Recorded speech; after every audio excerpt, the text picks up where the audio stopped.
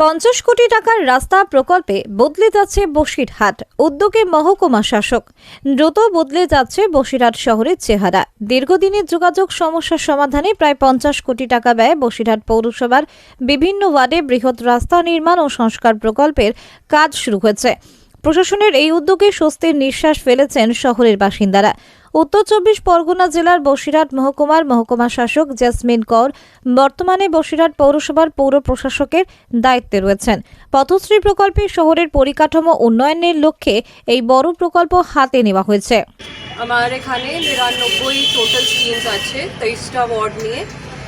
Total length of road আছে 55.20 kilometres. আর এর মধ্যে ওয়ার্ক অর্ডার 23টা ওয়ার্ক অর্ডার আমার ইস্যু হয়ে গেছে। আশা করছি এই মাস পর্যন্ত আমার পুরো কাজ শেষ হয়ে যাবে। আর আমার পেভার ব্লক রোড আছে 35.15 কিলোমিটার্স, কনক্রিট রোড আছে 30.65 কিলোমিটার্স, আর বিটুমিনের রোড আছে 6.40 কিলোমিটার।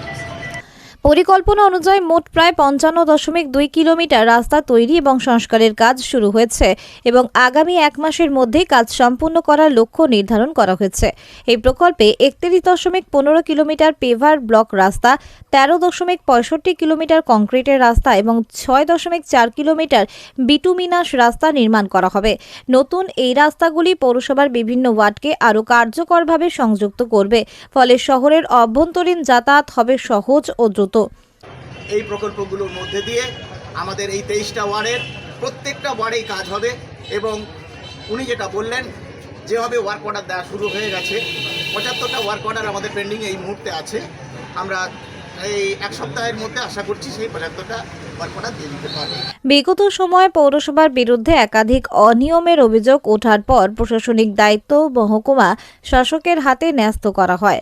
দায়িত্ব গ্রহণের পর থেকে উন্নয়নমূলক কাজের গতি বাড়ানো হয়েছে, যার অন্যতম বড় পদক্ষেপ এই রাস্তা নির্মাণ প্রকল্প। প্রশাসনের আশা, প্রকল্পটি সম্পূর্ণ হলে বসিরহাট শহরের যোগাযোগ ব্যবস্থা যেমন উন্নত হবে, তেমনি সামগ্রিক নাগরিক পরিষেবা মানও আরও উন্নত হবে।